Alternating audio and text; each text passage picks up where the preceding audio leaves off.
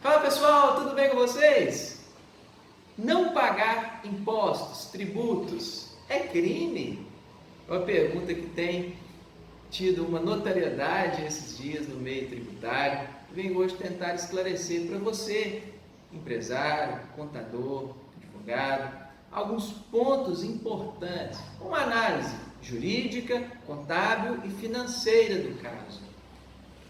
Primeiramente, é importante pontuar por que o caso se tornou notório, por que essa situação de criminalizar ou não a falta de pagamento de tributos veio à tona nesse momento. Especialmente na nossa região de Divinópolis, região centro-oeste de Minas, onde um caso de um empresário divinopolitano ganhou notoriedade nacional em virtude de uma prisão decretada pela falta do pagamento do ICMS. Sob a denúncia, ela fala sobre sonegação fiscal e lavagem de dinheiro. Algo muito sério e que precisa de ser estudado para que você, empresário, não se veja em dificuldades, especialmente nesse momento de pandemia, que muitas das vezes o fluxo de caixa não está 100% encontrado, é preciso de atrasar o recolhimento de algum tributo, enfim. Então, para isso, trago aqui alguns pontos de atenção. Primeiramente, essa prisão ocorreu agora em virtude de um julgamento recente, em dezembro de 2019, por parte do Supremo Tribunal Federal, que entendeu que o não pagamento do ICMS pode dar ensejo a uma conduta criminal, ainda que estamos falando aqui do não pagamento de ICMS regularmente declarado, onde houve emissão de documento fiscal, tudo certinho, mas lá na hora de efetuar o recolhimento do ICMS, a empresa não fez. E aqui, dois pontos a gente precisa de atenção que são caracterizadores da conduta criminal. Primeiro ponto, é preciso que o devedor seja caracterizado como contumaz. O que isso significa? Ainda tem alguns desencontros de conceituação nesse sentido, mas de forma conservadora é aquele que não recolhe os seus tributos pontualmente e eventualmente aquilo vai acumulando, começa a fazer parcelamento, não paga, enfim, é aquele que realmente não tem o hábito de recolher tributos pontualmente e que vai ocasionar dali um passivo tributário muito grande. Segundo ponto, é preciso que esse não pagamento seja acompanhado do dolo.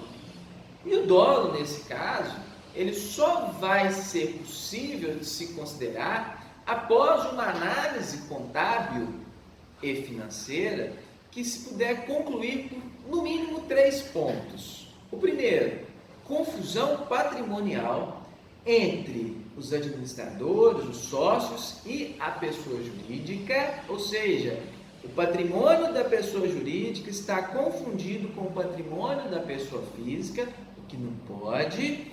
Segundo ponto importante, é preciso que fique caracterizada a intenção de fraude, ou seja, aquele não pagamento, ele tem que estar em conjunto com uma intenção de fato de não pagar, de fraudar as questões das obrigações tributárias principais, ou seja, o pagamento do imposto, do tributo, da contribuição ali devida. E um terceiro ponto, que se ficar caracterizado também, pode dar ensejo a uma conduta dolosa, é o fato da concorrência desleal. Eu não pago os tributos, por isso eu não coloco eles no meu preço, faço concorrência desleal com aquele contribuinte que cumpre com as suas obrigações. Isso também denota um intuito de fraude. Portanto, esses são pontos específicos que precisamos ter atenção. Beleza, vamos lá, pessoal. Não vou recolher meus tributos, em virtude de problemas financeiros. O que fazer para não ter problemas com a fiscalização, tampouco com o Ministério Público? Sabendo que, muitas das vezes, as empresas não recolhem os tributos por insuficiência de caixa. Pois bem, pensando na boa-fé, o primeiro passo, a defesa para essa situação está 100% nos assentos contábeis e financeiros da empresa. Ou seja, a empresa precisa de ter controles internos que demonstrem a sua dificuldade financeira do adimplemento dos tributos, ou seja, do pagamento dos tributos, para demonstrar que não foi uma opção do administrador não pagar os tributos, e sim, ele não teve condições para que isso acontecesse em virtude de situações contábeis e financeiras detalhadamente demonstradas. E como evitar que, no caso de inadimplemento, eu não venha a ser sequer representado pela fiscalização?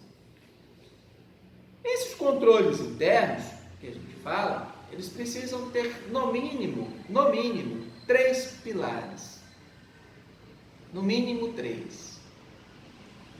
Balanço patrimonial bem feito, demonstração de resultado do exercício bem feita e o fluxo de caixa bem feito.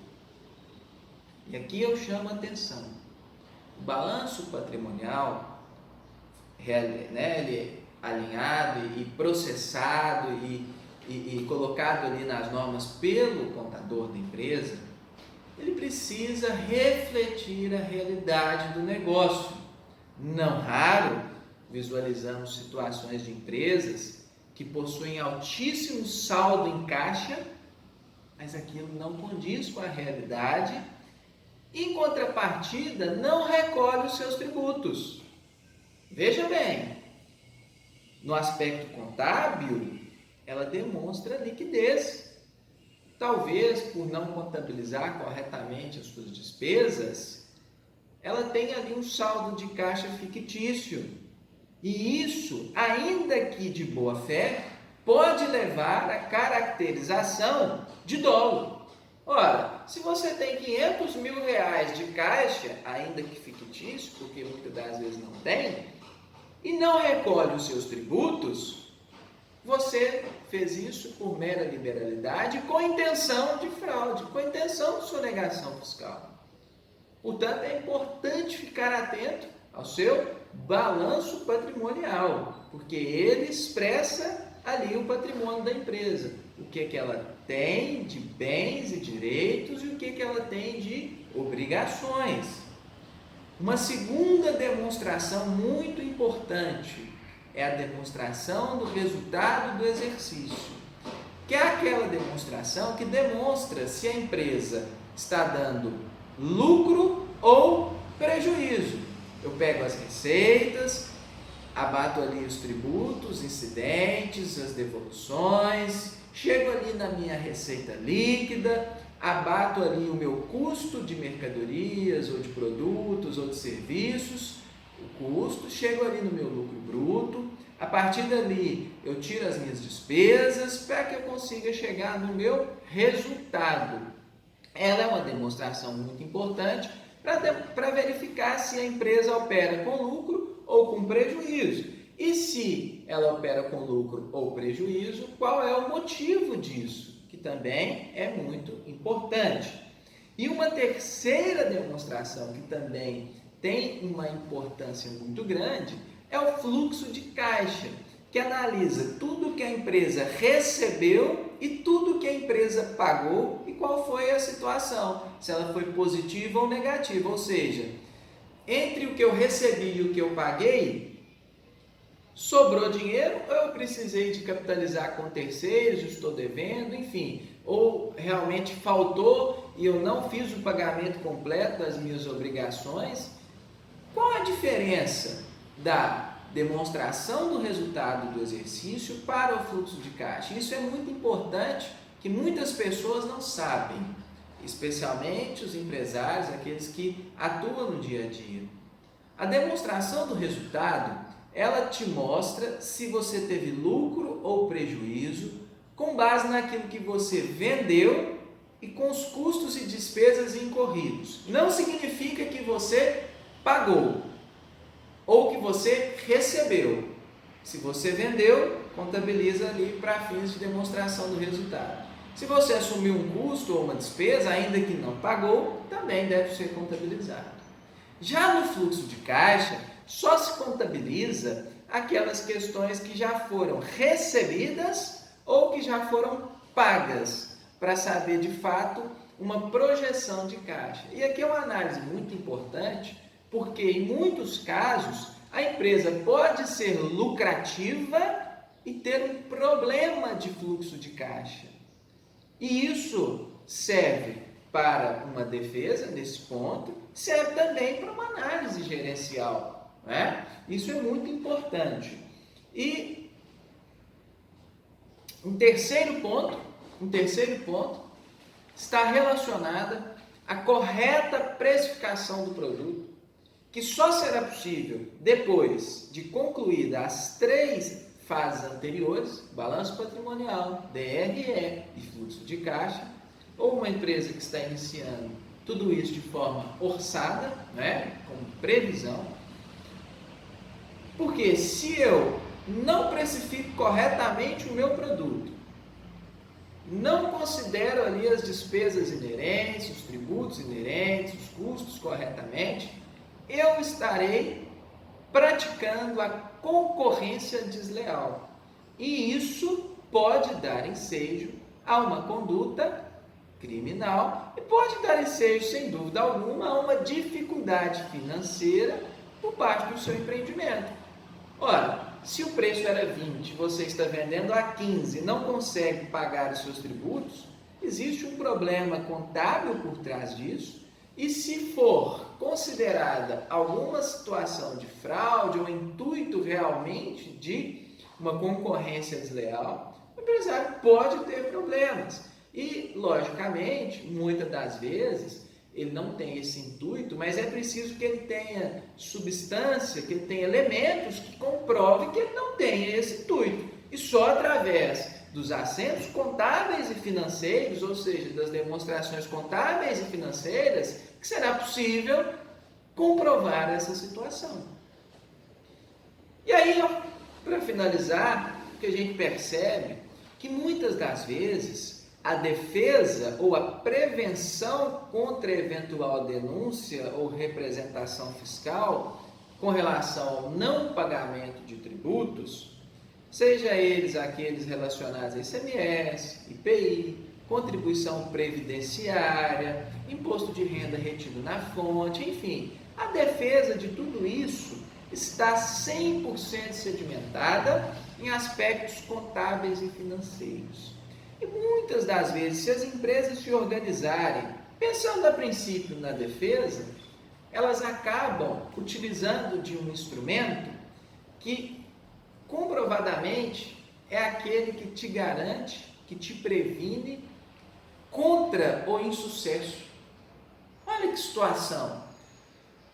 Se você tem controles financeiros e contábeis, é garantia que a sua empresa não chegará ao insucesso. Não é garantia do sucesso, porque o sucesso do seu negócio não está relacionado somente a uma análise de números. Tem também aspectos comerciais. Mas a garantia do insucesso, se a análise contábil e financeira for feita de forma correta, eu digo isso porque é como se fizesse um exame geral do seu corpo.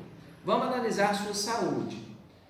E você consegue começar a fazer tratamentos específicos de onde tem o problema. Se você não faz esse exame geral, quando vier uma dor de cabeça, você vai tomar Novalgina. E aí, o que vai acontecer? Você não trata a causa, você trata o efeito. A partir das demonstrações contábeis e financeiras, você tem um exame para verificar como está a saúde do seu negócio. E a partir disso, de forma cirúrgica, você vai lá e trata aquele ponto específico que está tirando o sucesso do seu negócio. E quando eu falo que a fórmula para que você se previna do insucesso está nas demonstrações contábeis, eu digo isso porque qual é o intuito de todo negócio, de toda empresa? Obter lucro. E você só sabe se você tem lucro ou prejuízo com demonstrações contábeis e financeiras. Portanto, o que a princípio seria uma defesa com relação à eventual punibilidade por um ato praticado pelo administrador, passa a ser uma ferramenta de gestão para o seu negócio que possivelmente vai te tirar de uma situação de crise financeira, porque você conseguirá antecipar questões relativas a problemas financeiros, conseguirá analisar aquilo que passou para que você não erre da forma que possivelmente você tenha errado anteriormente. Enfim, toda uma análise gerencial será possível através de bons controles internos. É difícil fazer isso? Não. Hoje é possível, inclusive, terceirizar 100% dessa elaboração através de serviços de BPO financeiro. Empresas contábeis já oferecem esse serviço, inclusive a empresa que eu sou sócio, a Secol Contabilidade Consultiva, tem um time preparado que faz todo esse trabalho do seu negócio. Veja bem, basta que o empresário tenha a intenção de se organizar para que isso aconteça. Agora, depois que o leite ferveu e derramou, aí fica mais difícil. Fica mais difícil porque muitas das vezes a situação já está incontrolável. E o maior problema da crise dos negócios está relacionado à falta de controles internos. Veja bem, está relacionado à falta de controles internos. Portanto, pessoal, essas são as dicas do vídeo de hoje. Fica aqui o meu abraço a todos vocês.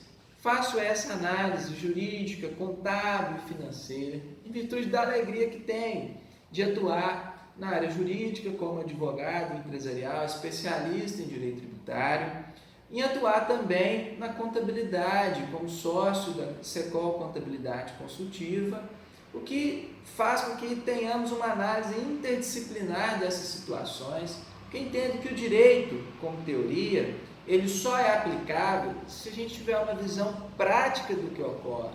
Por isso que é importante sempre uma análise interdisciplinar, pegar a teoria e levar ela para a prática. Sou muito feliz de poder atuar nesses dois pilares. Então, pessoal, se tem gostado dos vídeos que eu tenho postado, se tem agregado alguma coisa para vocês, curta, compartilhem, se inscrevam no canal para motivar para que a gente consiga continuar compartilhando um pouco da nossa realidade, do nosso conhecimento com todos vocês. Um forte abraço e uma excelente semana.